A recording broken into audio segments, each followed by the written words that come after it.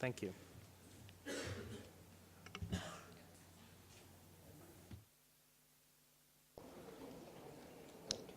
Thank you. Hello.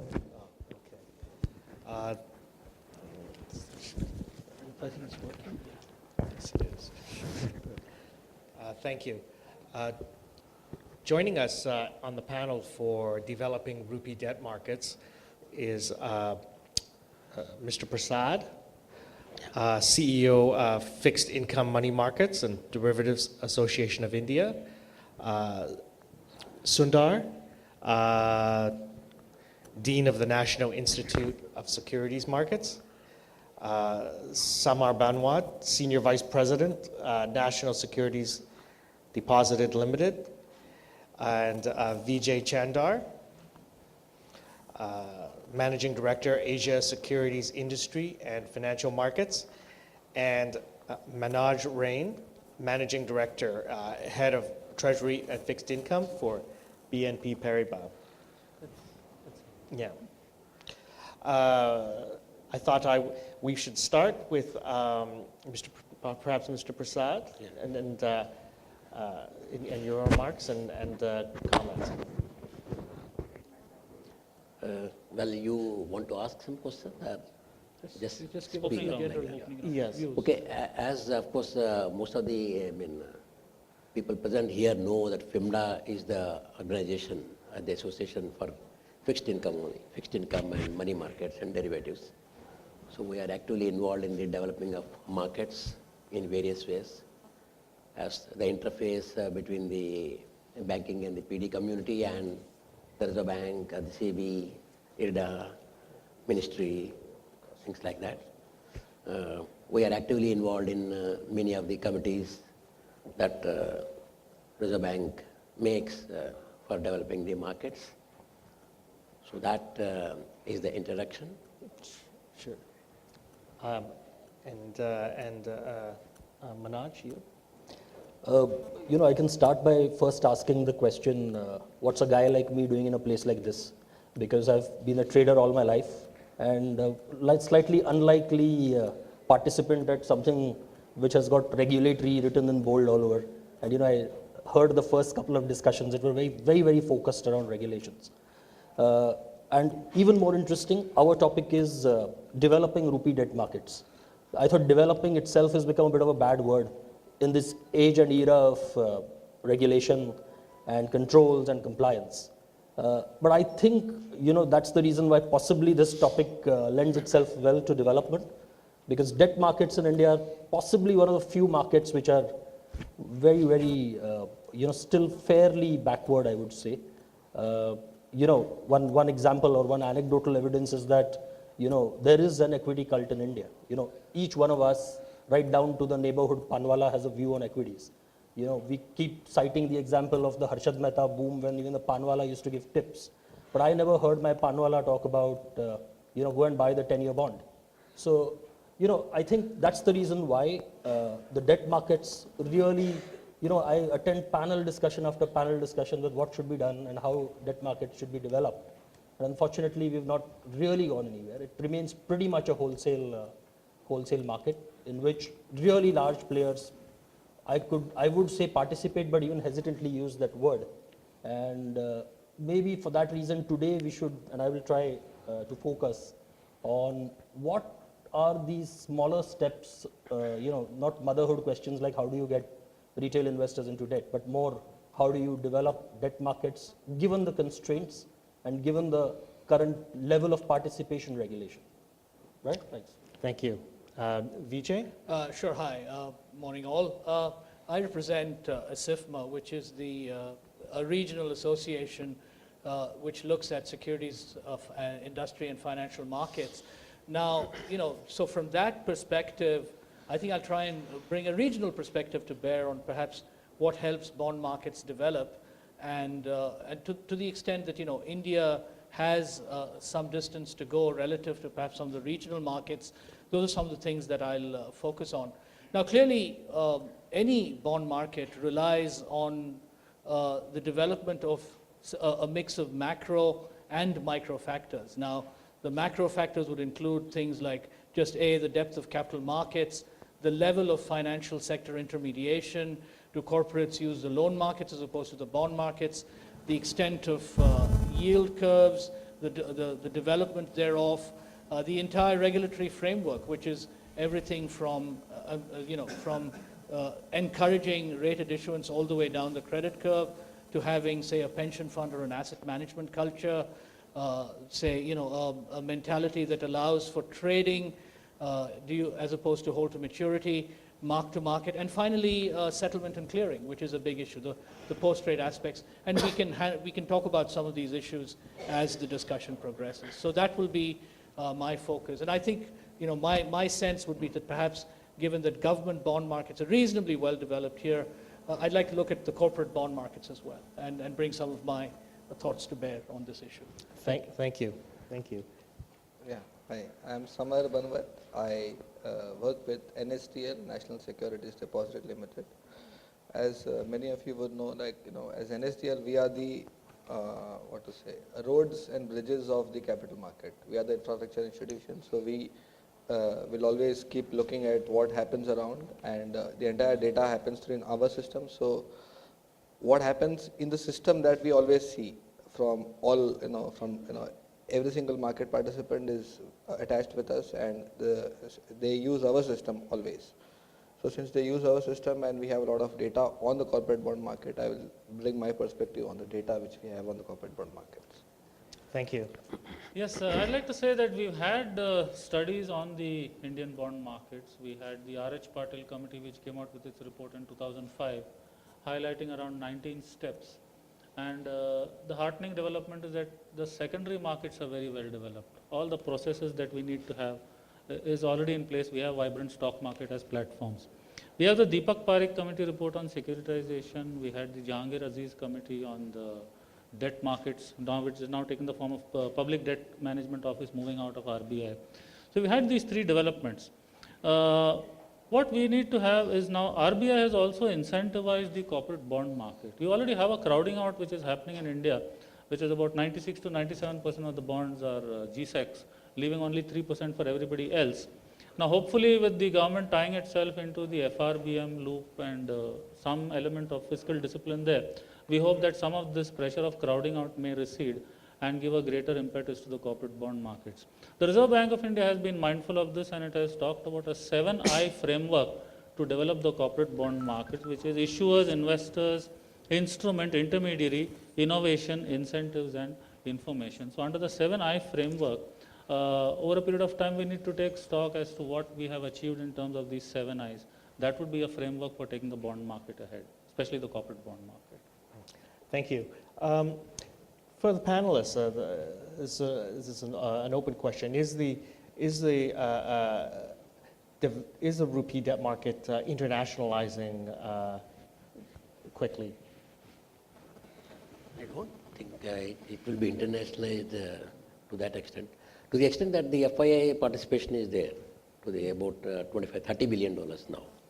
That's all. But other than that, internationalization is not happening like that. See, there are several challenges to internationalization. Even the 30 billion out of the 55 billion quota on FPIs, which Mr. Prasad mentioned, is largely banks like us, who have FII or FPI setups. It's not really the large long-term investors who are the desirable guys to come into the market, which is what RBI wants, which is what the government of India wants. Unfortunately, they're not coming. So, I think just prior to the question of whether it is getting internationalized, we got to see whether locally conditions are ambient enough for for the markets to get internationalized. What are the few things that international investors would desire? Like local investors would also desire the same, right? Ease of entry exit, I think, is quite critical for international investors. Liquidity is very important, and I don't really think these conditions are met domestically for an easy internationalization. And I think you have to have a vibrant domestic market before you can internationalize. And I guess part of the vibrant domestic market is the corporate issuance market. I was just wondering, getting comments from the panelists, their views on the development of the corporate issuance for the rupee? Are there areas, particular sectors where you think there should be greater penetration, perhaps product classes, maybe public policy? Should it follow maybe what the States the U.S. has done for their corporate issuance? As a market participant. I'll give some views on the philosophy of developing a corporate bond market. Is that if you look at the Nifty companies or the Sensex companies, they are able to raise money through equity issuances virtually on tap from the market. And these would also probably be the largest borrowers from the banking system. Why we need a corporate bond market is that these large companies will be able to tap the corporate bond market so that the bank finance is used for the MSME sector. That's the philosophy. Now, actually, if you look at it in terms of issuances, you can clearly see 4 quadrants. The first quadrant is issuers which are PSUs and investors which are PSUs. And then the third and fourth quadrant is issuers who are from the private sector and investors from the private sector. Now, very oddly, what happens is 75% of the issuers are from PSUs, which will be the Power Finance Corporation, Rural Electrification Corporation. And most of the investment takes place from LIC, GIC, UTI, SBI Mutual Fund. And even as far as private issuances are concerned, they do a private placement with the PSU financial units, and very less is taken off by the others. So you have a system where if you look at the pipeline, most of the issuers are public sector units and most of the investors are public sector units. There's just 25% action on the other side, on the private sector side. As far as the retail participation is concerned, there is very good retail participation in tax-free bonds if the coupon interest rate is correct. That's where we stand today. Yeah, Any other thoughts? sure. Please. If I may weigh in, I think clearly it's very interesting that one of the one of the panelists referred, Mr. Korive referred to the fact that there is this crowding out effect, right? Because there are things like and not only that, you have the SLRs and all of that, which sort of effectively de facto means that government issuance dominates. The second aspect is that because you can't go down the rating spectrum, my understanding is people can't go below, say, AA, right? Yes. So you don't really have much of an investing culture around a well-developed credit curves beyond, say, highly rated issuance. And if you can do only, if you want to invest in just highly rated issuance, then you might as well just buy government securities. So in a sense, there's that factor that tends to crimp corporate. The other factor also is that there simply is not much of a trading culture, right? And there's also the reluctance to take mark-to-market losses on legacy securities. So, all those need to change a little bit. And of course, there are infrastructure issues around, say, secondary market trading. Perhaps we need to move towards sort of trading platforms. In the world, you have, request for quote systems such as TradeWeb, Market Access, and so on, Bloomberg as well. Again, without sort of endorsing one particular platform, maybe we need to develop more of those and get more of an investing culture, and you get, say, more pension funds, asset managers looking at, say, maturity matching, as opposed to, say, the LIC, again, coming up and buying every single bond, every single issue, which really leaves very little for other investors. So I think there's some way to go there. Thanks. Yeah. Any thoughts? Any thoughts on? Did you have any additional thoughts on the corporate development? Yeah, see, just a couple of points on, go back to liquidity. Yeah. We have a market as is, okay? We have a market which is a wholesale market. You have 3 categories of players. One is the insurers, the asset managers, where pretty much whatever bonds are bought go held to maturity, right? They're out. The other, there are 2 segments. One is the public sector banks, which pretty much are among the largest repositories of corporate credit, be it in loan form or bond form. Let's presume for a moment loans happen because bonds don't exist, to a certain extent. The other category are foreign banks like us, plus a lot of private sector banks, who do not have, they are not large repositories of debt, but would be happy to participate, buy, put on. Now, unfortunately, there is a market or there is liquidity in a market when there are opposite interests. Unfortunately, the public sector interest isn't there. Like Vijay just mentioned, they are not prepared to sell. They have issues on mark to market. They are not incentivized to make trading revenues. So typically, corporate bonds end up being quasi loans for them, and that's my earlier comment as to why loans and corporate bonds are interchangeable. Then you come to the private sector banks, the foreign banks. Where do they get corporate bonds from? One. Second is, how do you hedge your position? You know, I recollect the common question I used to get from regional heads of trading was, great, you bought so many corporate bonds, where's your hedge? You know, unfortunately, there is no hedge possible. You know, RBI has tried a lot. FIMDA, along with RBI, you know, I'm vice chairman of FIMDA, we worked a lot with RBI, with the Ministry of Finance to try and get a CDS market going. Successive efforts, I think 1998 or 99 was the first committee, or 2001, Jaspal Bindra. I think we've had multiple committees, but no resolution. You know, just to give you an example, sometimes we take one step forward and two steps back. So, you know, guidelines on CDS put in a requirement that banks should have INR, you know, should have local currency CSAs among themselves. So CSA is a credit support agreement, so it's like collateralizing. So I cannot do a CDS unless that exists between me and a counterparty.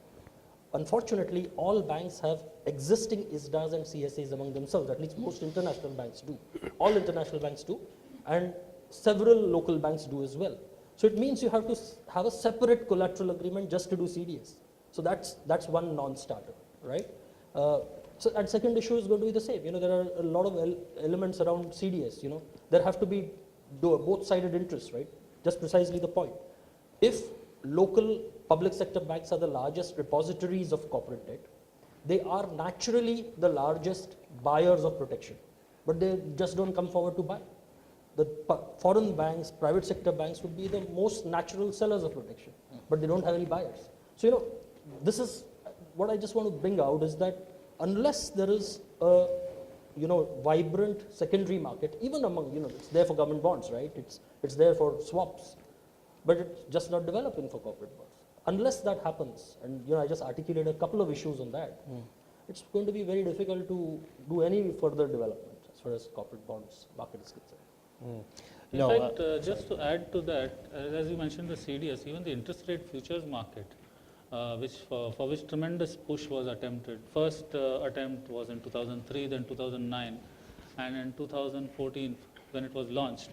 There is some semblance of success this time because Reserve Bank of India, SEBI and IRDA all cooperated. So we have a long-term insurance investor who actually takes an opposite view, and therefore we are somewhere. But we hope those volumes maintain, because you need to have a interest futures markets in order to sustain the interest in the corporate. But you know, just to add, sorry, you know, absolutely right. But here as well, there is a regulation that you have to have an Indian law ISDA and an INR CSA before an insurer can transact with a bank. That's right. So, you know, they haven't even got to signing ISDAs anywhere yet. So. Yes. And let me say that the interest rate futures have taken off because the regulators have permitted what the market wanted. Yes. It's the single bond futures is the only thing in the world that's happening. Nowhere else you have this. But that's what the people wanted, because this is very peculiar to the Indian situation. Only here you have that bonds happening only for 6 months issue and period, and then it vanishes. So that's the reason why all the market participants wanted that, and then ultimately, after a lot of persuasion, the regulators have accepted that, and that's why it has taken. You got the volumes. Yes. And coming to what you have said is that that 96% is private investment. So only 4% is coming out into this. So that amount is very less. And out of that also, it's all issued by the AAA bonds only, AAA people. So and then the other, people, set of investors, they're all, people, they just take it and then keep it for good. So the amount of, bonds that are coming out as a form of liquidity is very, very less. I would just like to make one point over here. We look at some data. What I see is that in the government securities market, the total outstanding is about 40 lakh crores. Yes. Corporate bond market outstanding is about 17 lakh crores today, as of now, as we speak. Now, when we say there is overcrowding, it means that corporate bond is roughly about half the size of GSEC market. It's not that if you see that GSEC is 90% and 10% corporate bond. Actually, corporate bond, which was very small maybe about 5 years back, what we see from our data, this outstanding corporate bond keeps increasing year by year. And today as we speak, it's about 17 lakh crores, which is not huge from any standard. But I think there is sufficient progress, at least what we could see, which is made in the corporate bond market. The other point is, if you look at, say, the secondary market, okay. Now, if you look at the secondary market, you look at equity markets, the market cap of the equity market is about more than 100 lakh crore. And the yearly trading volume in the equity market would be roughly about half of it. That is, half of the market cap would get traded. Turnover. So will get rolled over. So somebody would be buying, somebody would be selling. If you look at the corporate bond market, the outstanding is 17 lakh crore. And what actually gets transferred in our system is more than 17 lakh crore. What gets transferred in our system is about 22 lakh crore. Okay. So, So there is some turnover. Yeah. so what we see is there is a lot of transfers which do keep happening in our system. Obviously, we keep saying that there is no liquidity. So maybe I guess what must be happening is, if you are a buyer or if you are a seller and if you want to sell, you don't find the other party. So there is not enough liquidity over there. So, another interesting fact which I saw is, in the government securities market, the outstanding is 40 lakh crore. Now there are about 87 issues which comprise this 40 lakh crore. In the corporate bond market, the outstanding is 17 lakh crore, and the number of issues which are outstanding are about 18,000. So what happens is, per issue, the size is very small. So a secondary market trader, a dealer, if he wants to trade, it's completely fragmented market. Yeah, on that issue, I have one insight as to why that may be so. I'm told, and this would also be adversely affecting secondary market volumes, there are a number of issuers who just do one issue and then immediately follow it with another issue. Yeah. So that issue becomes off the run straight away. Yeah, So absolutely. so if you can only trade an issue for a very short period of time before it goes off the run, then obviously your secondary market would suffer, but the number of issues would increase. So perhaps they should consolidate and do larger issues in a more limited time frame. Like say once every 6 months rather than once every 2 weeks, but you say have 5 times the issue size. See, the challenge is there is no real market issuance. See, these are all private placements. Right. So every time an investor stands up, an issuer is prepared to issue to him. Yeah. What happens with issuances to FIIs? Right. 3 FIIs or 1 FII goes to, let's say, an Indian financial institution and says, I want to buy a bond from you. He tailors one bond with, one issuance of 100 crores or whatever. And there's no second, and it just goes into it and it's held to maturity. Yeah. There is another, interesting, Repeat issuances are not happening. there is another interesting, thing. Like if you look at the secondary market transfers in our system, there's about, say, I said 22 lakh crore. The private placement is much lesser. Means the issuance. It means if I am a buyer, and if I want to buy securities, do I buy it from the issuer or do I buy it from somebody else? If I buy it from the issuer, it's either a private placement or a public issue. If I buy it from somebody else, it's a secondary market. So what I see is in the data that the secondary market volume is higher than the primary market. So it does mean that, it's not that every time a buyer is going to an issuer, he's also going to somebody else and taking it. So there might just be a big block trade that nobody knows about that's just taking place, but it's just being captured by It is SBI. captured in the platform. Yeah.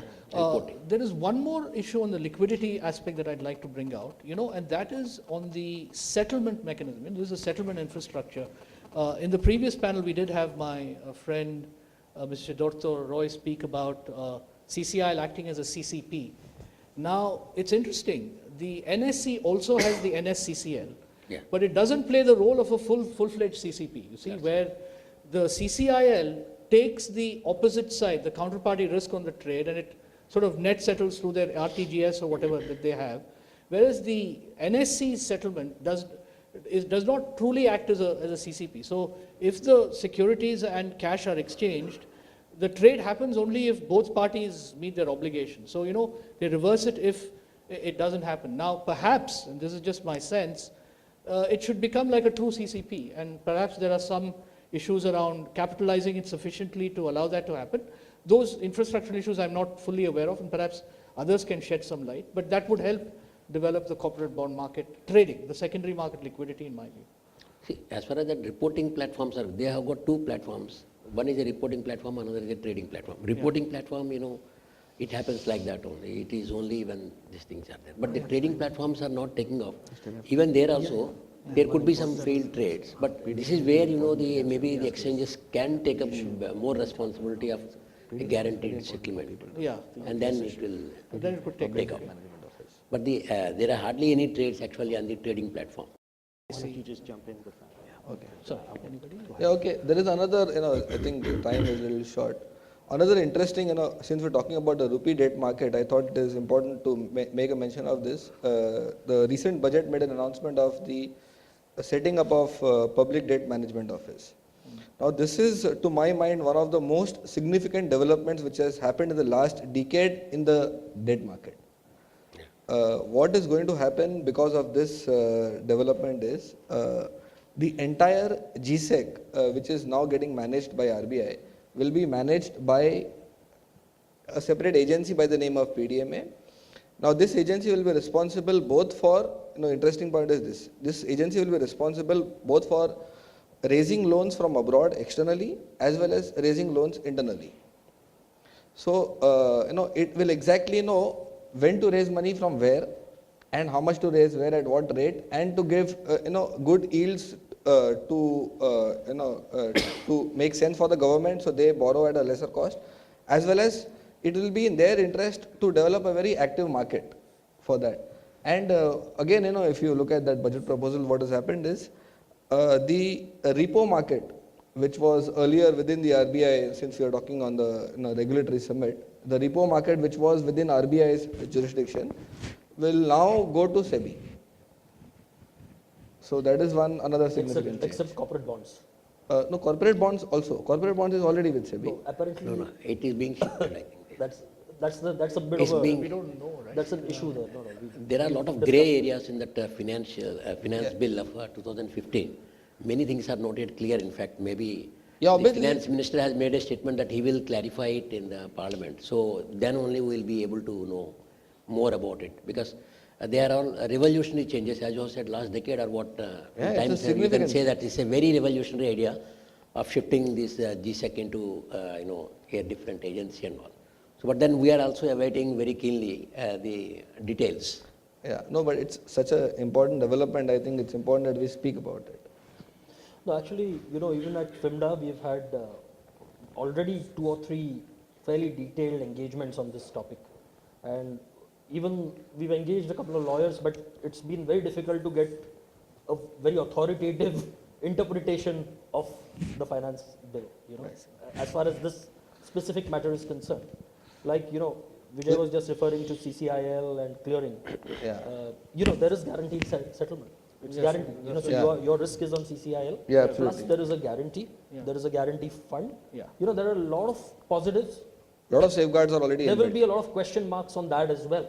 Yeah, absolutely. As if we go by the letter of what is written in the file. I think that's the reason why even Governor Rajan has said that there are certain things which are not clear, maybe which will be clarified, because it was not in part of the budget speech, some of it. Hey, nothing was almost in the budget speech. Everything was in the finance bill. The challenge is it's a huge topic, because we've struggled. I think 3-4 hours already we've spent on Yeah. it. So to open it up here is a bit tricky. Well, I'd like to open the floor up to any questions to the panelists. Would anyone like to raise any issues or ask any questions? Could someone bring a mic over there? Thank you.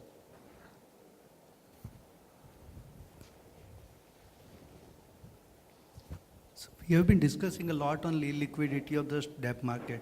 So can we not try about market maker like we have in SME segment? So same thing, we can appoint a market maker and we can get the liquidity. Anybody? You can ask. See, just infusing market makers will not be an easy solution. Ultimately, see, like he just articulated, there are 18,000 issuers, I think 100,000 issues, maybe, I don't know. Yeah, yeah. Whereas, market maker concept for government bonds is much easier. Like primary dealers are market makers, right? There will be 10 or 15 on the run securities, right? Total issuance is 57 or something, he said, right? So that is one. Interest rate futures, possibly better, but it's exchange traded, so it's not new. OIS, you have an OTC market. You do have a lot of market makers, fair amount, it's not huge. FX options, you have a smaller number of market makers, but you still have market makers. These are all single products. How do you market make in 18,000 scripts? Or do you say, you'll again move the market to the top 10 companies.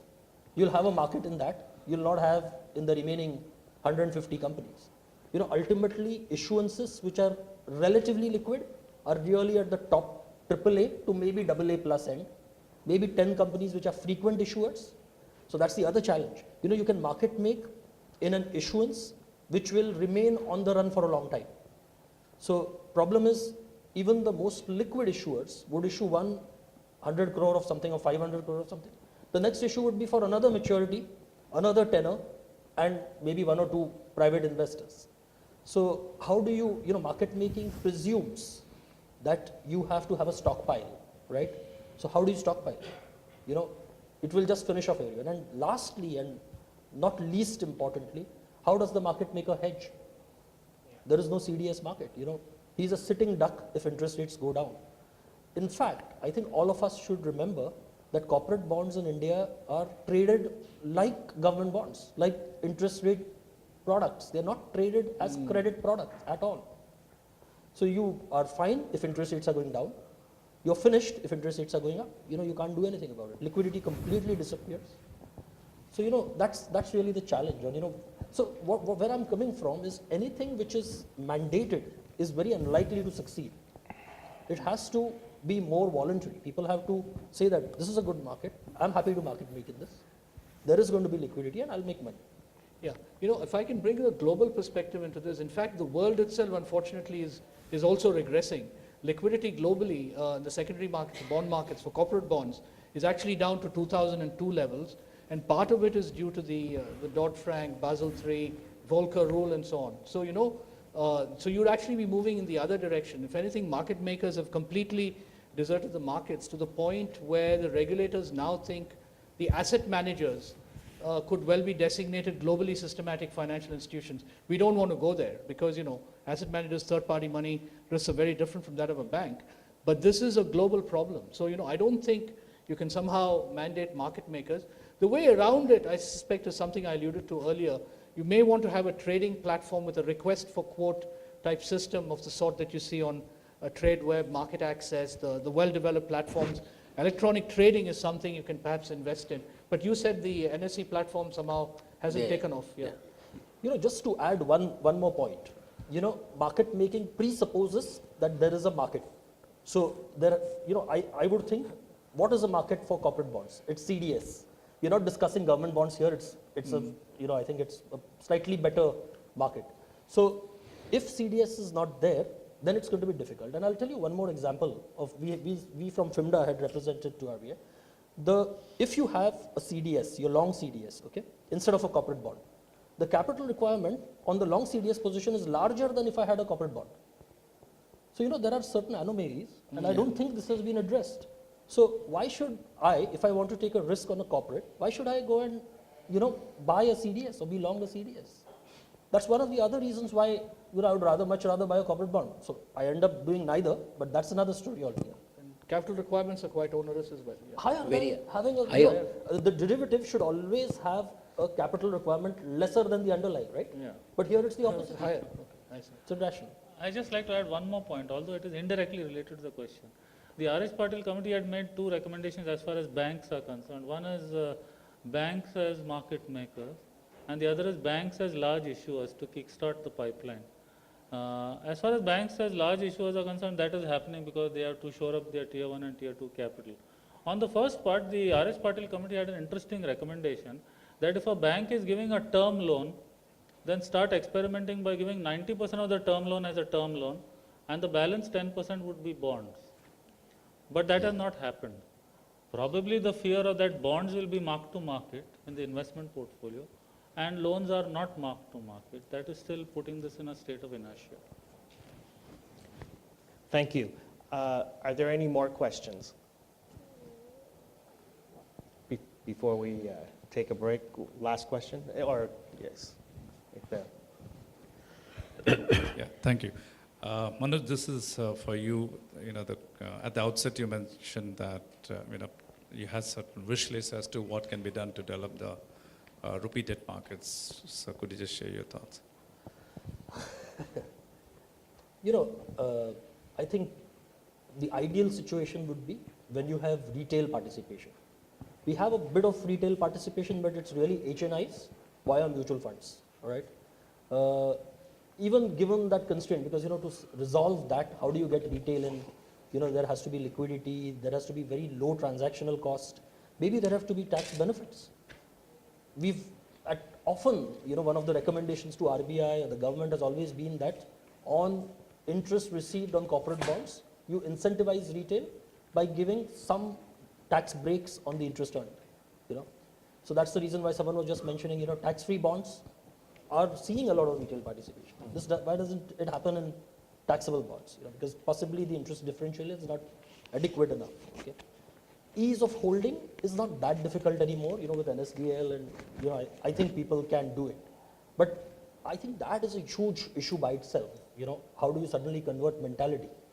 Like I was saying at the start, equities everyone knows and everyone's been familiar for generations together. Unfortunately, we don't have a bond cult in India like that. So that's one part.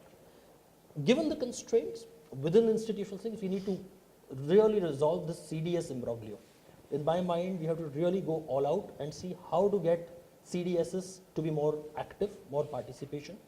And this interest rate futures point, I think Mr. Prasad mentioned, was very accurate, that we had so much engagement with Reserve Bank of India from FIMDA and including market participants, and RBI was extremely receptive.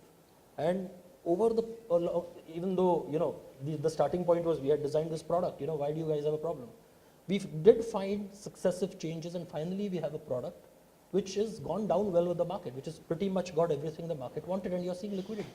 I think something like that needs to be done on the CDS side. We do engage, we have a lot of engagement with RBI, but unfortunately, I think it's still not got to a stage which will see participation. The proof of the pudding is in the eating, and we're not seeing the volumes, right? So that's the issue. Minor issues like this, which is, you have a INR CSA for a CDS, which is separate from existing ISDAs. A lot can be done. For me, I think to get a derivative going, because people are more comfortable trading, the traders are more comfortable trading. Also, it defeats the purpose of having a lot of cash out.